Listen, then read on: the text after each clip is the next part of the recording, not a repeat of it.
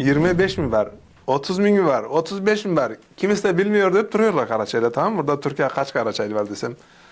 Bunu sayısını yapmak o kadar zor mu? Hiç sayı yapamaz mısın? Biz Türkiye'de kaç Karaçaylı var mesela? Saysak iyi gibi olur ya. Yani sayılmaz mı?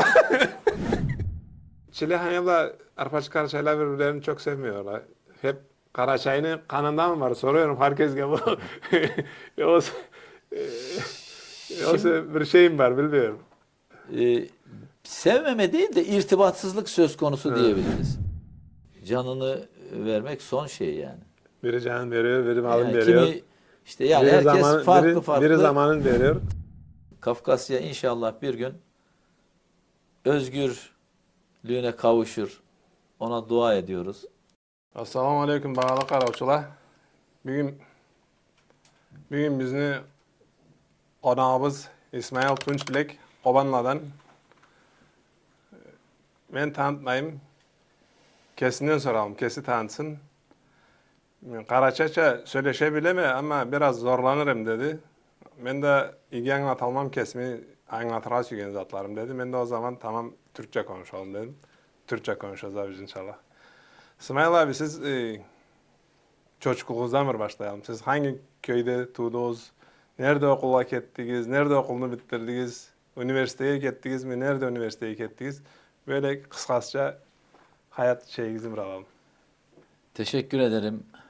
Öncelikle beni davet ettiğiniz için şahsınıza ve derneğinize çok teşekkür ediyorum. Allah razı olsun. Hepimizden. Gerçekten sizi canı gönülden tebrik ediyorum. Çünkü biz Türkiye Cumhuriyeti vatandaşları olarak İstanbul'da bir dernek oluşturamadık. Siz bunu muhacirler olarak geldiniz, oluşturdunuz. Allah razı olsun. Bu gayretlerinizi Cenab-ı Hak indi ilahide zayi etmez inşallah. Adım İsmail Tunçbilek. Tokumum Gobanları. 1958 yılında Tokat'ın Arpacı Karaçay köyünde doğdum. İlkokulu köyümüzde, ortaokul ve liseyi Tokat'ın Turhal ilçesinde okudum. Sonra Marmara Üniversitesi Basın Yayın Yüksekokulu'na, şu andaki ismi İletişim Fakültesi, orayı bitirdim. Radyo Televizyon bölümünü. Nerede?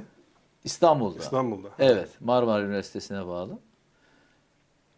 O gündür bugündür İstanbul'da yaşıyorum. Evliyim, 3 çocuk, bir torun muz var. bağışlasın Allah hepsini. razı olsun. Sağlık sektöründe, klinik ve gıda sektöründe ticari faaliyetlerde bulunduk. Şu anda emekliyim. İstanbul'da Bayrampaşa'da ikamet ediyorum. Bu şekilde özetleyebilirim hayatımı. O zaman da ilkokul saattaki bir 4. sınıfla bitiyordu. O sebeple 5. 5. sınıfla tabii, bitiyordu. bizim zamanımızda beşti. 5. sınıfta bitiyorsa o zaman 6 yaşındaki 8 ayında 5 koşsak 11 yaşında ilkokulunu bitirdiniz.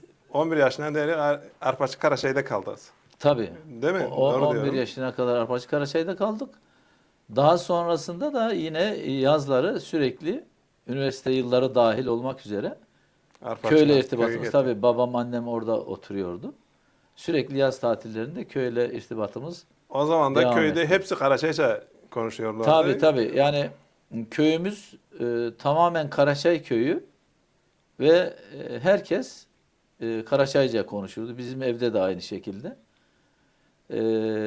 İlkokulda öğretmenler bizim Türkiye Türkçesini öğrenmemiz için Karaçayca konuşmamızı Yasaklıyor. bir nevi böyle tatlı sert yasaklamışlardı.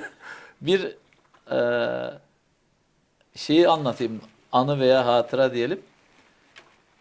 Tabii öğretmenler bu Karaçayca konuşanları şey yapmak için böyle aralara tabiri caizse ajan tarzı şeyler de koyuyorlardı yani böyle.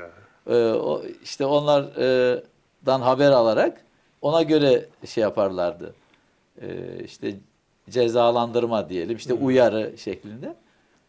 Tabii bu çok dozu sert bir şey değil de Türkiye Türkçesinin yani öğrenilmesi gerektiğini için böyle bir tatlı sert uygulama yapıyorlardı öğretmenlerimiz. Ki sizden Karaçay öğretmenliği yok mu? Yok, hepsi Türk öğretmenleri.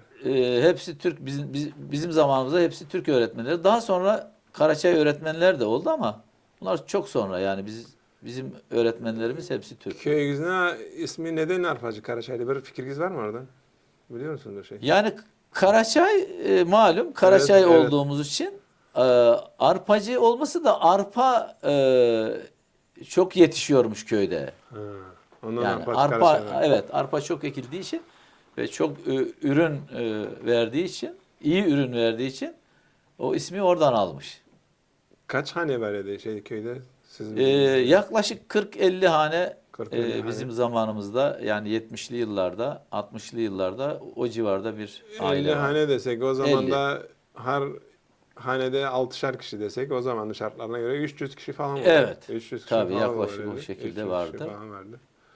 Genel olarak bizde acıları, kobanları, orusları, bu mamaları çoğunlukla bu köyün %90'ını bu tukumlar oluşturuyor. Bunun dışında alileri, tekeleri, koçkarları, tramları gibi böyle az sayıda bunlardan da O var. tutumlar da var. Yani. Evet. Şimdi ben gitmişim oraya bir kez. 6-7 hane kalmış diyorlar. Köyden herkes Turhal'a Evet. göç etmişler. değil mi? Evet, evet. Herkes Tokat'a. Tabii. Genel olarak ağırlık %70-80 oranında Turhal'a taşındılar. Tokat'ta daha az sayıda, belki 10 hane falan olabilir. İstanbul'da 20 civarında bir aile var. Ankara'da belki 10 aile. İzmir'de 10 aile. Ağırlık olarak belki 100-150 aile Turhal'da diyebiliriz. Orada ben bildiğime göre Arpacı Karaçay'la 1. İstanbul Çulabla kurulmuş. 1885 ile 1887 arasında kurulmuştu. Doğru. Tokat'a bağlı Çilehane de var. İki köy var orada sadece Evet. değil mi? Çilehane var, bir de Arpacı Karaçay Evet, var. 2 köy var Tokat İki köy var. ilinde. Sivas'ta var Emirler isminde bir köy ama şu anda o köy mevcut değil. Benim babamın doğumu da Sivas Yıldızeli'ne bağlı Emirler köyü. Ha, öyle mi? Tabii. Siz Tokat'a sonra göç mü yapmış? Sonra yani köyün büyük bir kısmı o şekilde yani Sivas'tan tekrar Arpacı Tokat'a Karaçay'a gelmişler. evet gelmişler. Ha, öyle mi? Evet, Ha, öyle bir bilmiyorum. durum var yani. Çok da böyle Çilehane'yle Arpacı Karaçay'la birbirlerini çok sevmiyorlar. Hep Karaçay'ın kanından mı var? Soruyorum herkes gibi. Yoksa bir şeyim var bilmiyorum. Sevmeme değil de irtibatsızlık söz konusu diyebiliriz. Yani Çilehane Almus ilçesine bağlı bize ters kalan bir bölge. Bizim köyde, bizim köyümüzün olduğu bölgede onlar için ters kalıyor. Kaç var mesafe kilometrajla biliyor musun? Tahmin 100 kilometreden daha fazla. Ama yol da yok. Tabii eskiden yol yok, iz yok. Yani bu son dönemlerde tabii bu imkanlar oluştu. Bizim gençliğimizde bile yani böyle otomobil, taksi, yol yoktu yani ulaşım şeydi. Ama Karaçay'la böyle genel olarak da hepsi irtibat yoktu beraber birbirleriyle bakıyorum da böyle mesela biz İstanbul'a yaptık, kurman yaptık biliyorsunuz. Evet. Ne bileyim İstanbul çevresinde Karaçay var, Malkar var, kim varsa hepsi geldi dedik. Bilmiyorum bir 10 kişi geldi. Biz ilk defa gelgen. Belki biz çağırdığımız için gelmedi. Bizi tanımıyorlar. Belki siz çağırsanız mesela gelir miydi? Nasıl düşünüyorsunuz? Şimdi İstanbul'da kaç diyorlar? 200-250 aile var diyor. Nereden baksak bilmiyorum 1000 kişiye yakın bir adam olması lazım Karaçay Malkar. Ama o 1000 kişiden kaç kişinin biri bir irtibatı var? 100 kişinin var belki. doğru yani gerçekten o yönden zayıf yani irtibat. Artık bu özellikle son 5 senedir 10 senedir bu daha da kötüleşti. Bu pandeminin olması, bu internet, sosyal medyanın yaygınlaşması Bırakalım Karaçaylıları, biz kendi köylülerimiz arasında bir araya gelemiyoruz. Kendi çocuklarımızla görüşemiyoruz tabiri caizse.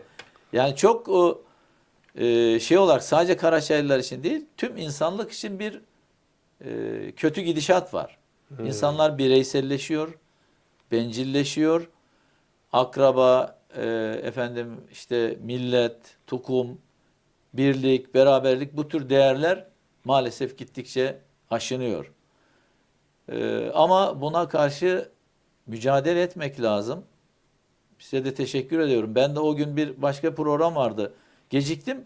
Son saate doğru gelmek istedim ama program bitmişti. Evet. Gelemedim. Bunları ısrarla yapmak lazım. Mesela bizim burada kendi köylülerimizle alakalı senede bir defa bir piknik organizasyonu. 2 senedir, 3 senedir bunu yapmaya çalışıyoruz. Yani kısmen başarılı olduk. Yani bir 100 kişiye yakın insan kendi köylülerimizde. Bunu yapmak lazım, denemek lazım, ısrarcı olmak lazım. Yani küsmemek lazım. Çünkü insanlar eğer bir iddiamız varsa, yani topluma bir şeyler vermek için bir kendimizi sorumlu hissediyorsak, küsme, öpkeleme şansımız yok yani. Gelecek sefer kendinizi köylüye davet etmeyi, İstanbul'un hepsini, Karaçay'ın, Malkara'nı davet etseniz. Tabii ki. Beylikdüzü'ye Şimdi nasıl olur? bizim yaptığımız sadece bir başlangıçtı. Yani bunu tabii şeye taşımak lazım. İstanbul'daki umum Karaçaylılara yaymak lazım.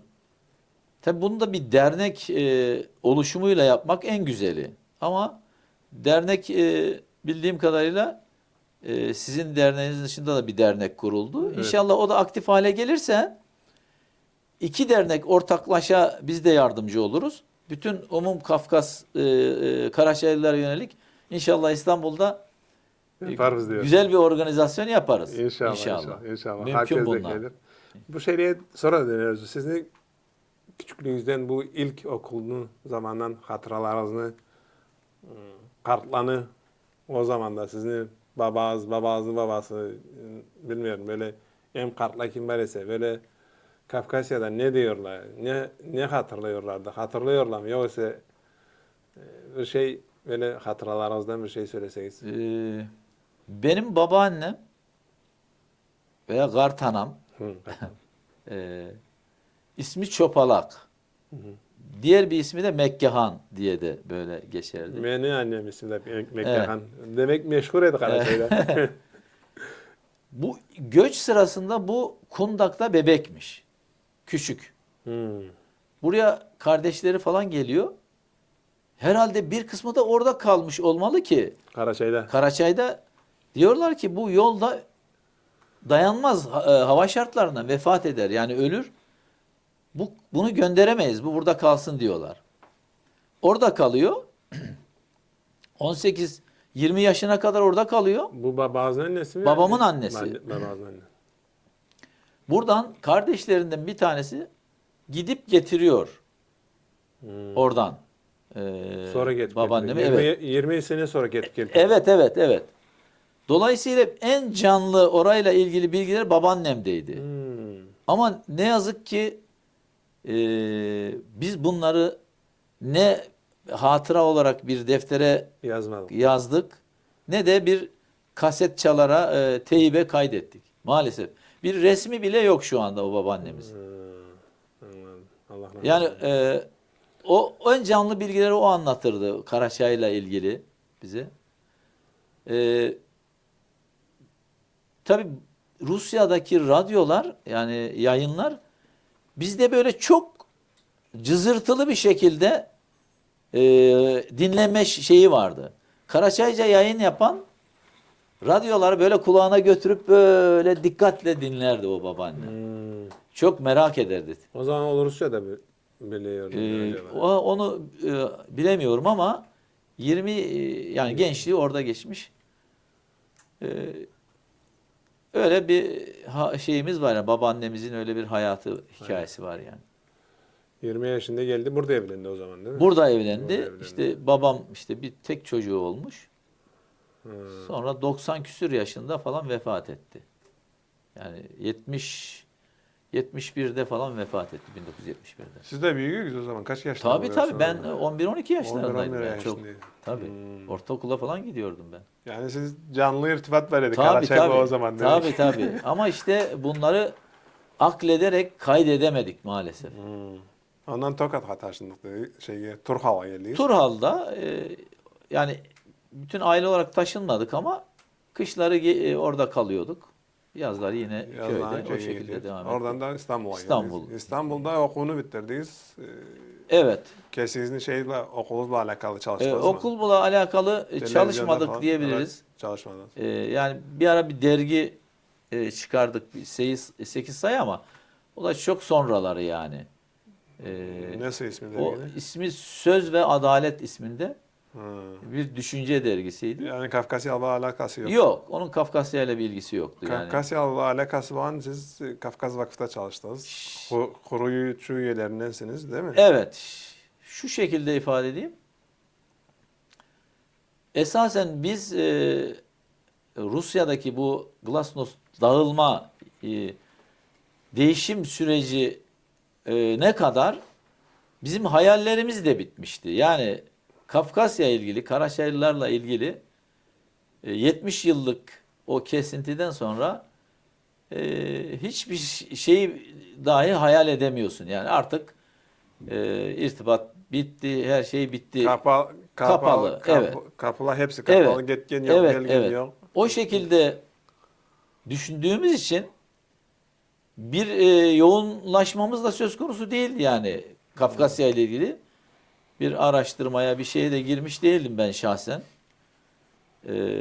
Bu dağılma süreci söz konusu olunca ister istemez biz de heyecanlandık. Oradaki akrabalarımız. Gorbaçov geldikten sonra. Evet, oradaki akrabalarla ne yapıyorlar, e, nasıllar, kim var, kim yok tarzı böyle heyecan duymaya başladık. Tabii bizim Karaçaylıların dışında Adige, Çeçen, Dağıstanlı arkadaşlarımız da çevremiz de var. Yani biz daha çok böyle dindar çevrelerde bizim gençliğimiz geçti. Ortaokul olsun, lise olsun, üniversitede olsun. Böyle bu muhafazakar dindar arkadaşlarımızla tanışıklıklarımız söz konusuydu. Hayal kurmaya başladık tabiri caizse. Yani nasıl irtibat kurabiliriz Kafkasya'yla, akrabalarımızla? Müslümanlığın en önemli sorumluluklarından bir tanesi de elbette en yakınından başlamak. Yani faydalı olabilmek için yani. Karınca kararınca. Dolayısıyla bu arkadaşlarla evlerde çeşitli sohbetler, toplantılar vesaire 1995 yılında bütün Kafkas milletlerinden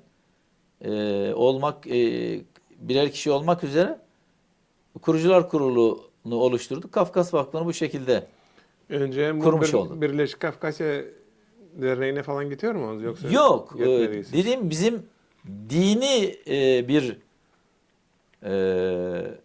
ne diyelim kimliğimizi biraz daha ön planda tuttuğumuz için bu tür şeyleri biz yani belki biraz da bizim eksikliğimiz. Yani şimdi böyle dindar olmak demek aslında milli ve kültürel şeylerden uzaklaşmak anlamına gelmemeli. Şimdi gençliğimize dönüp baktığımda ben kendimi de o noktada eksik görüyorum ama tamamen böyle magazinel ve kültürel bir takım misyonlar edinen dernekleri de biz görmedik. Yani kendimiz için bir çalışma alanı olarak görmedik. Şimdi dolayısıyla bizim vakfın oluşumunda hem bütün Kafkasya milletlerinden birer insan ve genel olarak namazında, niyazında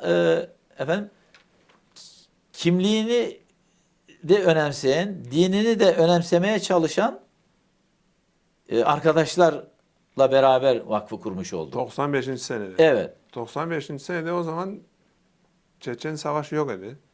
Yoktu tabii. Ama hemen O zaman- akabinde kısa zamanda patladı tabii Evet, Çeçen evet. Savaşı O da. zaman Tamamen Rusya'daki bu Glasnost yoksa Prosteika 6'da mı toxtadı? 94-96 arasındaydı değil mi savaş? e, Ha, doğru. yani biz O zaman savaş 95'te savaş var ya. Bu Evet. Çeçen komitesi kurdu falan, Kafkas Vakfı falan diyorlar. Ona sordum. Bu komite komitede de bizim arkadaşlar orada etkiliydi. Mesela Mehdi ne yaptı komite? komite Nasıl bir destek verdi? şu Destek şek- vermek çalıştı değil mi? tabii Çünkü tabii yani nasıl bir destek şu veriyordu? şekilde Siyasi destek mi veriyordu? Maddi destek mi? Adam kaynak destek mi? şimdi elinden geldiği kadar tabii ki öncelikle maddi destek. Hmm. Yani o zaman Çeçen savaşçılarına, mücahitlere tabii yetkisi de vardı Türkiye Devleti'nden alınmış yetki belgesiyle. Şeyler orada toplanırdı. Yani yardımlar Yardım orada. bir şekilde ulaştırılırdı. Bizim vakıf olarak da topladığımız yardımlar yine komite aracılığıyla iletilirdi. Orada bizim vakfımızın kurucularından Mehdi Çetinbaş, Ali Yandır zaten bir dönem komitenin de başkanlığını yaptı. Ali Yandır Çeçen kökenli bir arkadaşımız. Bizim de vakfımızın kurucularından aynı zamanda. Değerli kıymetli arkadaşlar orada vazife yaptı sağ olsunlar. Avukat Muktedir İlhan. O dönem hatta 3 arkadaş biz 96'daydı sanıyorum. Tam hatırlayamıyorum ama Çeçenlere yardım götürmek maksatlı kurban vesaire Nalçik'e gittik. Ben bir hafta Nalçik'te kaldım öyle. Hangi seneydi? 95 veya 96 95. olabilir. Ha, 95-96. Tabii savaş ortamına geçiş yapamadık ama Çeçen arkadaşlar gelerek biz yardımları teslim ettik Nalçik'te. Sonra kendi Atayurdumuza da gidelim diye Üçköken'e kadar gittik. Ama esas Nalçik'te kaldı. şeye gidemedik yani dağlara falan, Abi, Elbruz'a falan. Uçkulağına da gitmedik, Uçkulağına- Karçun'a da gitmediyiz. Evet. Üçgen'e kadar Evet. gittik. Geri döndük. Oraya kadar gittik. Orada da bir gün kaldınız. Kaç gün kaldınız? Orada biz sanıyorum 1 veya 2 gece kaldık. Daha ikinci kez gitmediniz mi hiç Kafkasya? Yani hemen tekrar geliriz dedik ama maalesef o gündür bugündür gidemedik. Nasip olmadı diyorsunuz. Orada da sağ olsun Kubanlanı Ahmet Hacı. Ha, Peromaski'den. Evet. Peromaski'den olmaz. O daha önce Türkiye'ye gelmişti. Ha. Biz onunla tanışmıştık. Bizim köye falan götürmüştüm. Hem tukum olarak şey olması hasebiyle onda misafir olduk. Sağ olsun o da bize sığladı. Suyla. Eyvah. İkinci defa Koçkarı da gitmediniz o kesti. zaman. Efendim? İkinci defa gitmeyiz Karaçay'a. Kısmet olmadı yani. Ama gitmek istiyorum inşallah. Ne bileyim buradan belki bakarlar kovanlar sizi şey yaparlar. Musafir yaparlar. Konak ederler. Varırsız biraz konaklarsınız Tabii orada. tabii yani Allah razı olsun. Yani o Kovanlar olmasa salfarlar varsız. Ahmet Hacı goy da kesti. Şey soracağım. Bu Kafkas Vakfı'da o zaman Karaçay var idi, ne bileyim Malkar var idi, Çeçen, Çerkez, Abaza, Tabii. Kabarda herkes var idi. Tabii. Herkesle siz çalıştınız. Tabii. Herkes bile Sizce böyle huylarında bir şey var mı? Değişiklik bu Karaçay'a husustu, bu Çeçen'e husus, bu Kabardag'e husus diye bir şey var mı? Oysa hepsini halleri aynı mı? %90 aynı. Yani kültür de aynı. Oturma, kalkma, adab, usul, erkan, Kafkas milletlerinin %99 aynı. Herkesin ayrı millet olması bu normal. Farklı dilleri konuşması normal. Önemli olan burada mikro milliyetçiliğe kapılmadan Kafkas yalılık bilincini geliştirmek. Bu çok önemli. Yani bir Karaçay Derneği olmalı, bir Apaz Derneği olmalı, olabilir, bir Adige Derneği olabilir vesaire.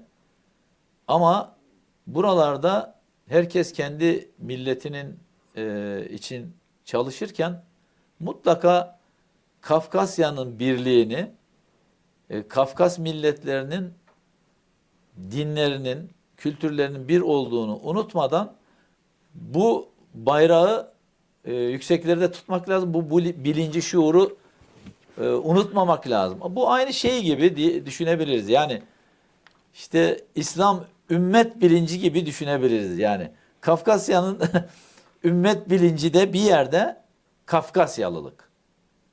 Yani bu nasıl ki mesela Araplık,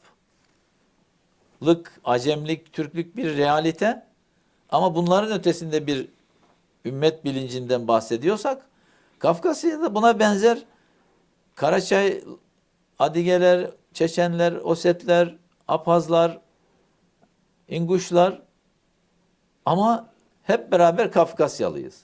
Bunun ben şahsen benim Kafkas Vakfı'nda bulunma sebebim de bu. Kafkas Vakfı'nın varlık sebebi de bu. Belki enerjisini de gücünü de buradan alıyor. Yani tüm Kafkas milletlerinin aynı masada bir arada toplanıyor olabilmek bu güzel bir şey. Bu bir başarı bence. Bu başarıyı, bu anlayışı yaymak lazım. Bu çabayı desteklemek lazım diye düşünüyorum. Kafkas Vakfı yani Kafkasların hepsi için diyorsunuz. Kesinlikle. Hepsi için. Hep Kesinlikle. Kafkaslar. Yani öyle bir şey. Ne Evet. ağırlık neye verdi Kafkas Vakfı? Siz bu an zamanda ne çalışma yaptı? Ne yaptı? Ben burada derneklerini görüyorum. 20'den fazla dernek var.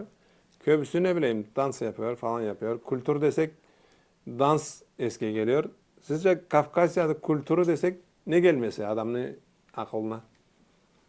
Bir defa bizim Türkiye'deki Kafkas milleti denilince akla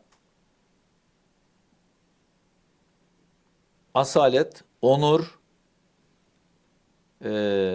dürüstlük, yardımseverlik, misafirperverlik bunlar gelir. Yani Kafkas Dernekleri bu şeyle gelişiyor mu? Yoksa hiç Yani danstan sonra bir şey gelişmiyor şimdi mu? Kafkas toplumlarında mesela köylerden örnek verecek olursam basit yüz kızartıcı suçlar çok az. Hmm. Bu bir realite yani Kafkas milletlerinde. Hırsızlık gibi vesaire gibi ve bu tür şeyler azdır. Bunlar güzel şeyler. Yani bu utanma yani ayıp kavramı mesela Kafkas milletlerinde çok önemli. Ayıp kavramı aslında toplum ahlakını da ayakta tutan bir şeydir yani. Yani utanmak bir şeyi ayıplamak bu tabii biraz da şeyden geliyor. Bir hata yaptığın zaman seni toplum dışlıyor. Evet. O kadar Doğru. dışlıyor ki artık sen otokontrolü sağlamak zorundasın yani. Hmm. Kafkas toplumlarının böyle güzel bir tarafı da var. Bence eksik tarafı diyelim veya şey tarafı ise bu gurur ve asalet mevzusunu biraz söndürdüğün zaman kibre dönüşüyor. Yani onurlu olmakla kibirli olmayı ayırt etmek lazım. Bizim en tehlikeli yönümüz yani gururun şeye dönüşmesi, kibre dönüşmesi.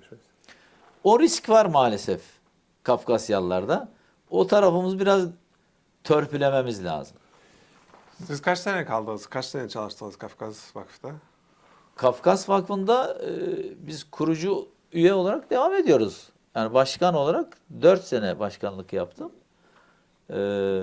Şimdi gençler devam ediyorlar. Başkanlık yaparken ne bileyim 100 kişi, 200 kişi falan görüştük, şey yaptınız herhalde. E, Mesela birisi gelse siz bir Kafkaslılarına tanıdık olabilir. Ne sorunca sorayım. Birisi gelse siz gelirse mesela Kafkasyalıların sözünü övüyor biz.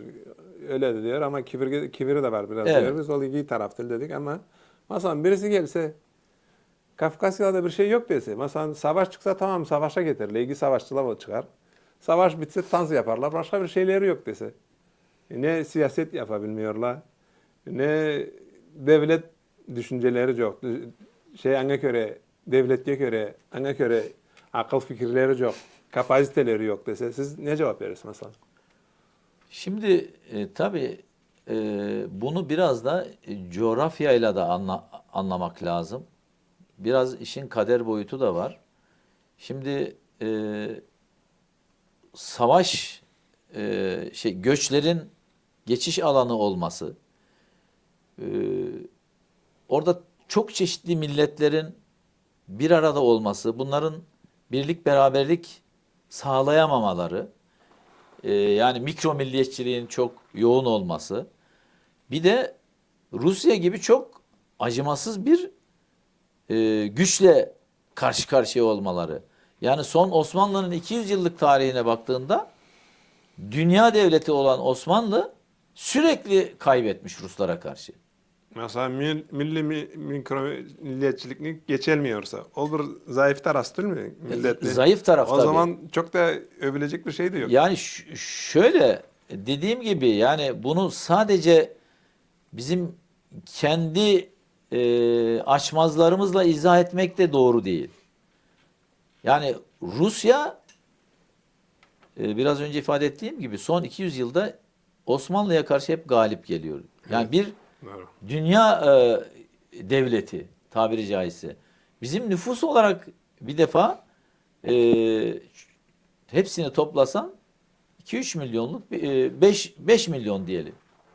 Az bir nüfus. Tabii dediğimiz o mikro milliyetçilik meseleleri de bu az Geçemiyoruz. nüfusu ayrıştırıyor. Birlik beraberlik ruhunu engelliyor. Birçok sebepler var tabii. Yani bu sadece mikro milliyetçiliğe de bakmamak lazım ama bu da sebeplerden bir tanesi mutlaka. O bakımdan birlik şuuru çok önemli. Yani bu da bizim kültür olarak aynı kültürü paylaşmamız, aynı müziği, aynı folkloru, aynı dini, aynı tarihi ve iç içe geçmiş orada akraba olmuşlar. Yani evlilikler çok ciddi bir şekilde yani Çeçen Gabarde ile evlenmiş, Karaçay Apaz'la evlenmiş vesaire. Bunları da dikkate aldığımızda bizim mutlaka Kafkasyalılık bilincinin yeşertilmesine ihtiyacımız var. Bunun üzerine durmak lazım, çalışmak lazım. Yani o bakımdan ben Kafkas Vakfı'nın çalışmalarını önemsiyorum. Yani yapabildiği kadar bunu yapıyor. Yani Türkiye'de bunun örnekliğini gösterdi. Bunun dışında geriye kalan derneklerin hepsi belli bir şeye hitap ediyor yani. Faydalı hizmetler de yapıyorlar mutlaka ama Bütün Kafkasya hitap etken yok diyorsun. hitap ediyorsa bile diyelim ki Apaz Derneği orada Apazlar var. Atıyorum işte Adige Derneği orada Adigeler var. Kafkasya'nın birliğini de kısmen savunuyor olabilirler ama bütün milletlerden insanların Kafkas Vakfı oluşturduğu bir vakıf veya dernek çatısı altında bunu yapan başka yok. Böyle bir teorik mi diyeyim, hipotez gibi, sosyoloji bir bilimde ait almıyorum da böyle diyorlar. Mesela bir toplumlu siyasetin ne tarafa gidecek, komünizm mi gidecek, buraya mı gidecek, eksi belirlenir diyor. Yüzde eksi. Mesela biz kaç var? Karaçay Balkar 400 bin desek. Yüzde eksi 8 bin yapıyor. Yüzde 10'usu 40 bin yapıyor. Yani bir toplum, Karaçay Balkar konuşuyor. 8 bin adam çıkarılmasa birbirinden lan. O toplum gelişmemiş bir toplum o zaman. Yani övülecek de çok da bir şey yok bence. Mahlanacak da bir şey yok. Onu bütün Kafkasya da konuşabiliriz biz. Ben kimliğe köylü kalmasın diye Karaçay Balkarlısı'ndan aldım da. Bu siz nasıl bakıyorsunuz? Yüzde eksi veriliyor hangi tarafa gidecek politikasını falan deyin. Gerçek gibi Şimdi- benziyor mu yoksa benzemiyor mu? Şimdi biz vakıf olarak direkt siyasetle uğraşmıyoruz. Yok ben Karaçay Malkan'ın üstüne He, konuştum. yani Mesela şunu toplum ifade edeyim olarak. ama insan faktörüne yatırım yapmaya çalışıyoruz. Ama ufukta bir şeyimiz var, bir vizyonumuz var, bir hayalimiz var. Ama insanlara biz şunu telkin etmiyoruz. Alın kılıcı, e, savaşa çıkın. Bu bizim haddimize de değil yani. evet. Oradaki Yani demiyorum. biz Kafkasya'daki insanların şeyle yani bizim vazifemiz değil yani. O zaman burada insanlar kaç Karaçay Balkar var Türkiye'de? Şunu 30 bin falan var diyorlar. şunu yani biraz önce bahsettim. Kafkasyalılık bilinci. Aslında bu önemli bir şey. Bu alanda akademisyenlerin yetişmesi, bilim adamlarının yetişmesi, Ama halkın çok şuurlanması az var değil mi? az tabii. İşte bunu çoğaltmak lazım. Bu bilinç çoğalırsa birlik beraberlik olur. Eğer ileride Kafkasya'da 1918'de oluşan o birlik beraberlik kalıcı olarak bir devlete dönüşecekse bunun en önemli yatırımı insana olan yatırımdır. Ve bunu biz göremeyebiliriz. Ben de- Bizden sonraki nesil Ben göremeyebilir. de anlamaya çalışıyorum. Mesela Kafkasyalı kendilerine politikalarını yapacak o kadar bir insanı yoktu yani. Yetişmiş insanı. Yani Evet. aydınları yoktu, yetişmiyor kendisine. İşte Kendisinin şeyin verilmiyor. İşte politikasını falan. buna katkı sunmaya çalışmak lazım. Şimdi mesela Çeçen mücadelesi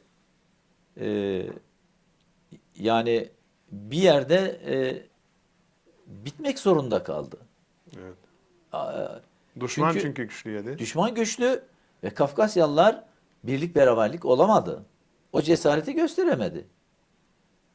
Yani Dışarıdan destek gelmese olmuyor. Heh. Ben diyorum mesela evet dışarıdan Türkiye'den destek geldi diyor. Evet. İnsan destek de lazım. Ben ona geçecek o tarafa. tabii Ben yani. şaka yapıyorum burada Türklerle diyorum. Bizde 200 bin Karaçay var idi. Tabii. 200 kişi geldi dedim. Her milyondan bir Tabii, kişi geldi. tabii.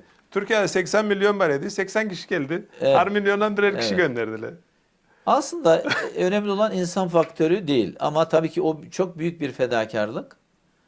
Yani o birlik beraberlik şeyi sadece savaşçıların oraya gitmesiyle de olmuyor. Yani oradaki o yönetim topluca halkın bir birlik bütünlük sergileyebilme şuurunda olması lazım. Ama savaşta kaybetsen politikada kazanmak da şans yoktu orada da. Öyle zor mu olur öyle? Olur mu? Şimdi Yani savaşta kaybetsen politikada kazanır mısın? Elbette ama işte bu savaş da bir politikadır. Savaşa karar verme de bir süreçtir. Yani savaşa girmek veya girmemek bunların hepsi birer siyaset aklıyla yapılacak şeyler. Dolayısıyla öyle gözüküyor ki bizim Kafkasya'da çok çalışmamız lazım. Yani bugünden yarına bir şey beklemek yani benim uzmanlık alanım değil ama biraz hayalcilik olur. Bir şeyi ötelemek veya ona hazırlık yapmak kültürel anlamda başka anlamlarda bu hayallerinden vazgeçmek anlamına gelmez. Elbette Kafkas milletlerinin topluca kendilerini özgürce yöneticilerini seçeceği bağımsız bir devletlerinin olması kadar doğal bir şey olamaz. Ama bunu sağlamak, bunu ortaya koymak kolay değil. Kolay değil. Onun için yetişmiş insanlara siyaset bilen, olayları analitik çözümlemeler yapabilen, akademik kariyer sahibi, dünyayı tanıyan insanlara ihtiyaç var. Belki Kafkas Vakfı'nın dolaylı olarak hem buradaki Kafkas milletlerine hem oradakilere karınca kararınca bu şekilde katkısı olabilir. Bu noktada elimizden geldiği kadar yayınlar yapıyoruz.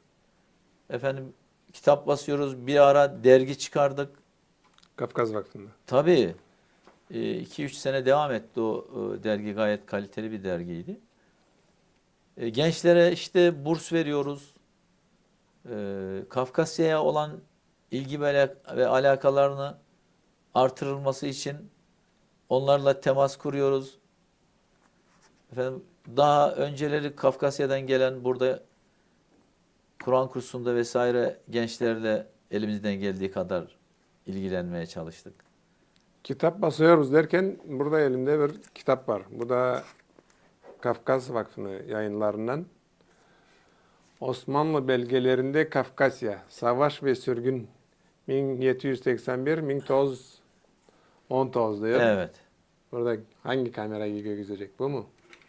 Böyle tutalım. Bunda şey diyor. Burada sorumluluğu diyordu, ne diyordu? Proje sorumlusu İsmail Tunçbilek diyor. Sizin sorumluluğunuzda yapıldı diyor. Bilmiyorum, hatırlıyor musunuz siz kitap? Hangi sene basılmış onu da Belki söyleyeyim. benim başkanlık yaptığım döneme tekabül ediyor. 2011 Doğru. basılmış. Doğru. Tamam Evet, mı? evet. Ya ben bu kitabını gördüm. Baktım bunda Karaçay'la ilgili iki şey var. Sadece iki belge var. Ya dedim, hayal ettim böyle sadece böyle olsa. Osmanlı belgelerinde Karaçay. Burada sordum. İlk girdiğinde diyor 130'dan fazla belge çıkıyor Karaçay degenden diyor. Ama daha fazlası olabilir diyenin kimesine baktığımda diyor. Böyle bir şey mümkün mü? İmkanı var mı? Yoksa yapılmaz mı? Mesela Yani biz- yapılabilir tabii ki. Yani bizim şeyimiz yetmez de bilmiyorum. yani Uzmanlığımız. bu tür şeyleri önce hayal olarak düşünmek lazım. Sonra da gerçeğe dönüşmesi mümkün. Gerçekten Neden dönüşmek olmasın? için ne yapmamız lazım? Mesela Osmanlıca okuyabilmem mi lazım? Tarihçi mi lazım? Tabii Ee, Osmanlı belgeleri üzerine çalışan uzmanlar var. Uzmanlar Arşivde var. çalışan. Arşivde çalışan. Bu konuda Mustafa Özsaray bizim vakfın da kurucularından. Kendisi akademisyen. Bu konuda Hazırlayan Mustafa Özsaray diyor bunlara. tabii. Yani o arkadaşımız 20 sene falan Orada Osmanlı arşivlerinde çalıştı. Tabii. Bu konuda her türlü bilgi ve şeye sahip. Yani Belki kendisinin zamanı yoksa, Tabii. yetiştirdikleri çocuklardan Tabii, gençlerden tabii. birisi bu olsa. Tabii, bilmiyorum. aynen. Belki bu nasıl, bu yapabilir miyiz onu? yapılabilir İsmail tabii abiyle ki yapılabilir. Yani önce bir Mustafa Bey'le bir görüşmek lazım. görüşelim, ne lazım? Belki para lazım ise seyircilerden birisi yardım eder, ne bileyim. Belki Osmanlıca bilgin var seyircilerden. Elbette. Arşivde biri var. Şimdi tabii her şey Ama- önce bir düşünceyle başlar. Yani bu bir düşünce. Bunun dediğim gibi Mustafa Bey'le ve başka uzman arkadaşlarla görüşerek bunun bir fotoğrafını çekmek lazım. Bunun maliyetin nedir? Vesaire. Projeyi somut hale getirdikten sonra işin maddi kısmı o zaman halledilir yani. Maddi Ama kısmı bence fotoğrafını- en kolay kısmı. Ha, yani Ondan fotoğrafı çok zorlanmaz bu işte. projeyi ortaya koymak lazım. O projeye birçok insan katkı sunar. Somut projeyi görürse. Ama o projeyi somut hale getirmezseniz insanlar ciddiye almaz. Biz bunu yaşadık, gördük yani. Ama somut haline getirmeye biri göndermesi lazım bizde, böyle yapın, böyle yapın, böyle yapalım dese biz yaparız. Tabii yani işte onu uzman arkadaşlarla çalışmak lazım öncelikle. Ha, tamam. İnşallah deneyelim o zaman biz bunu. Bosa iyi gibi olur. Olur Bence tabii. Gayet güzel olur. Başka bir sorum Hasan. Bosa gibi olur ya ile ilgili bir hikaye anlatayım ben. Tamam. Dinliyoruz. Şimdi Arpacı Karaçay köyünde Hıçın günü yapıyoruz biz senede bir. Evet. Eskiden yapıyorduk. İşte mevzu dönüyor dolaşıyor. İşte şu yapılacak, bu yapılacak. Görev paylaşımı falan. Herkes de Bolsay gibi olur ya. Diyorlar ama hiç Kimse bir şey kımıldayan yapmıyor. yok. Şimdi bu bende şey oldu artık atasözü gibi. Bosa gibi olan Bosa atası. gibi olur ya. Ama böyle de bol verir İsmail abi. Şimdi Bak, bir- bak bunda gençliği vermezsen dedim birisine bu gençliğin çaptır dedim. Gençliği çabarla dedim gençlere duyuyorlar orada duruyorlar diyorlar. Çabarak da diyor ama nereye çabacağız kimisi de Tabii, sormuyor. o da önemli. Şimdi- Nereye koşacağız kimisi de söylemiyor diyor da. Şimdi yine hıçın günü yapacağız. Caminin etrafında bir böyle yeşillik alan var. Orada yapmayı karar verdik. Hı. Orada da bir tane böyle buzovçuk, anlıyorsun değil mi Karaçay? Tabii tabii buza oluyor bizde. Öyle birisi oraya ipiyle kazığı çakmış.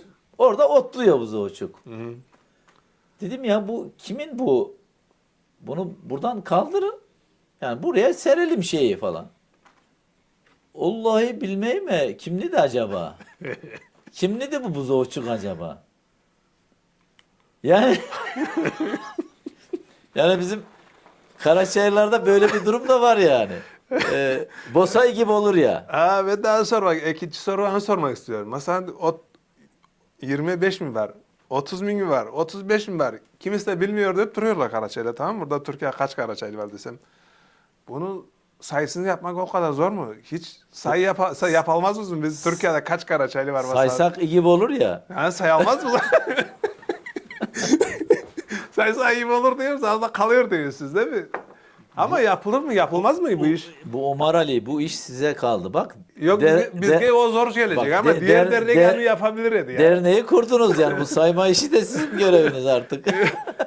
Biz kendimizle sayak. Tamam. Yeni kelgelerini O zaman- sayabiliriz biz.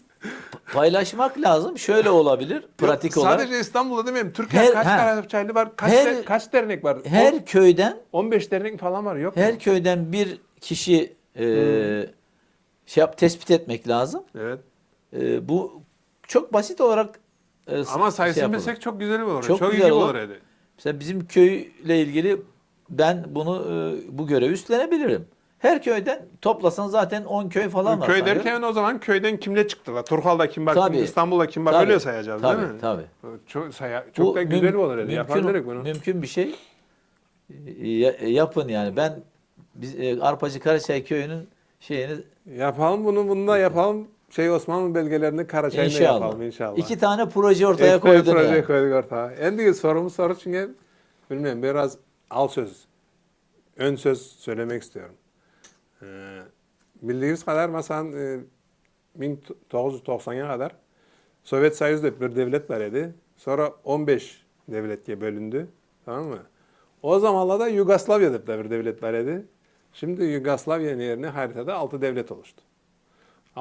Devletle böyle dağınırken tabii savaş çıkar. Mesela Rusya nerede savaş çıktı? Rusya'da önce Abhazya'da savaş çıktı. Sonra Azerbaycan'la Armenya arasında Karabağ'da savaş çıktı. Ne bileyim Çeçen'de savaş çıktı. Hem önceden savaş çıktı. Tacikistan'da birkaç savaş oldu. Yugoslavya tabii savaşlar oldu. 1992-1995 arası. Yanılmıyorsam doğru diyorum değil mi? Hı hı. Savaş olurken Yugoslavya desek boşnaklığa yapılan, Bosniyesliğe yapılan zulümler çok oldu.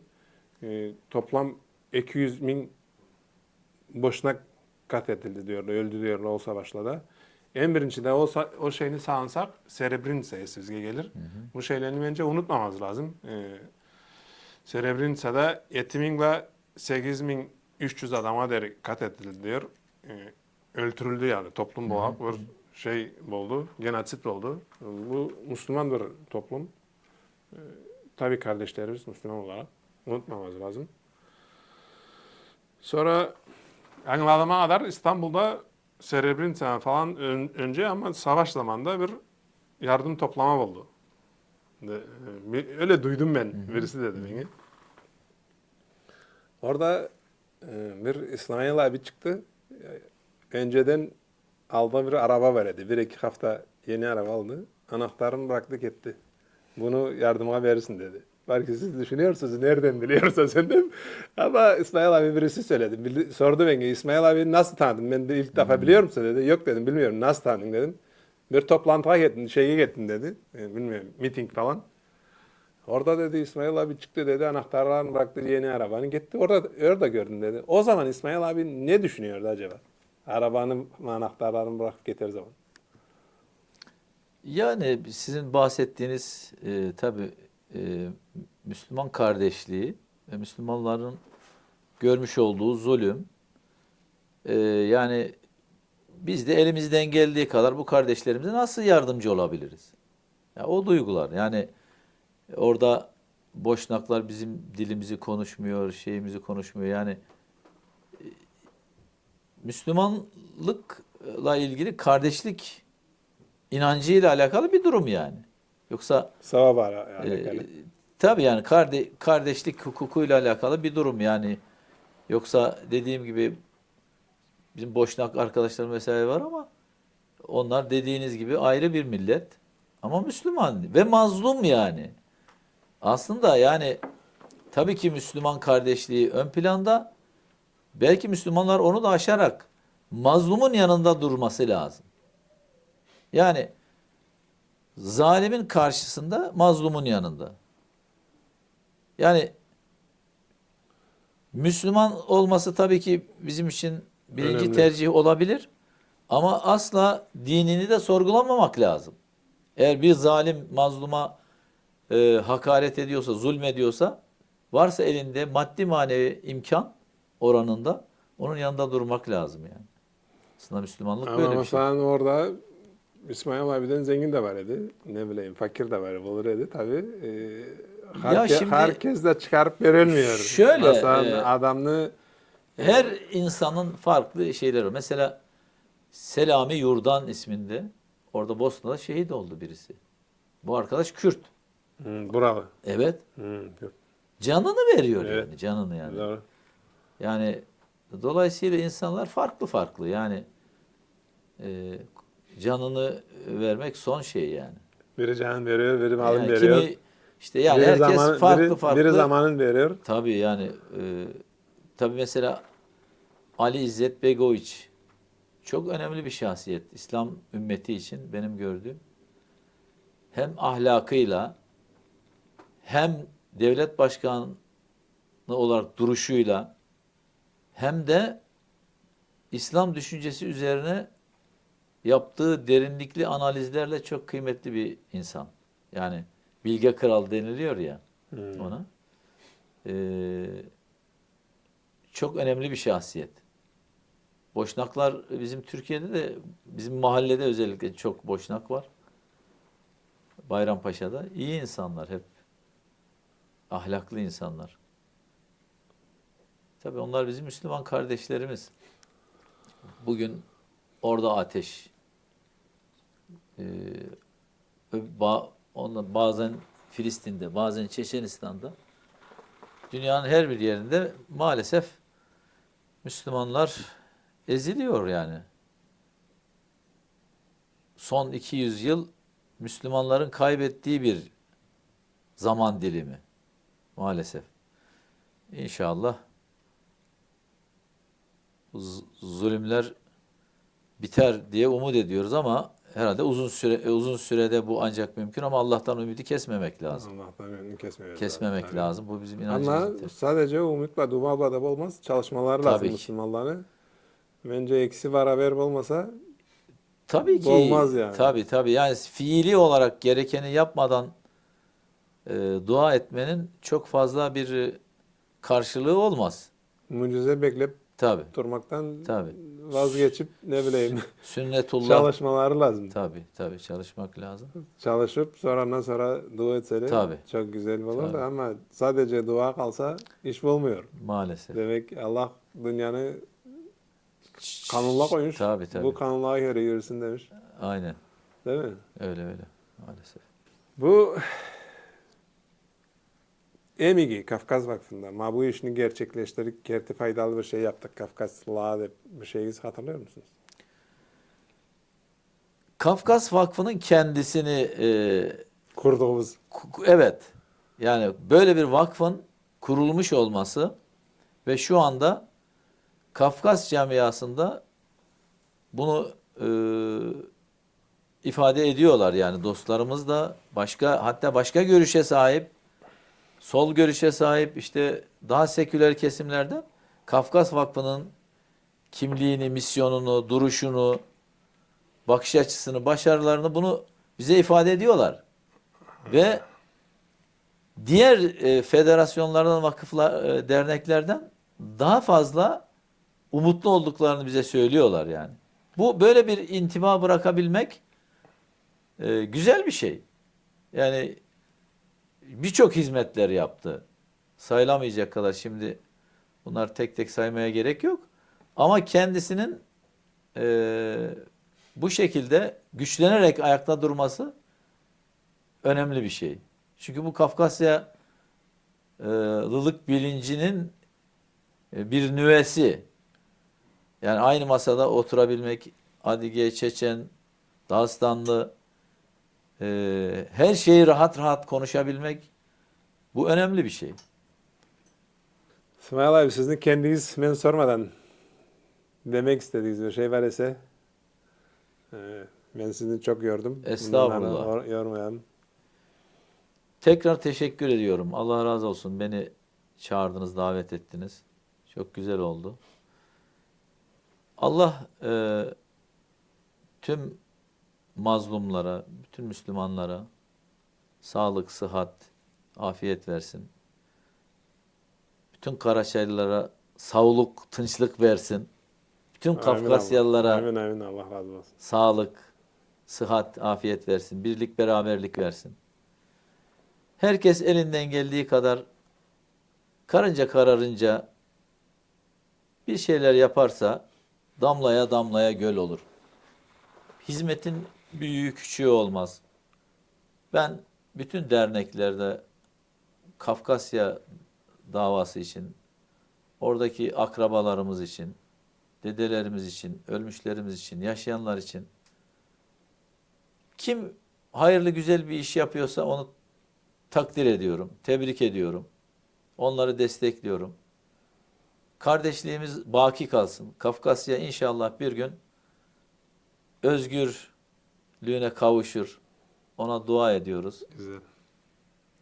Güzel. Çok teşekkür ediyorum tekrar. Allah Çok razı sağ olun. olsun. Allah razı olsun kendiniz için. Sağ olun. Allah razı olsun. Var olsun da. Allah emanet olsun. Selamun aleyküm.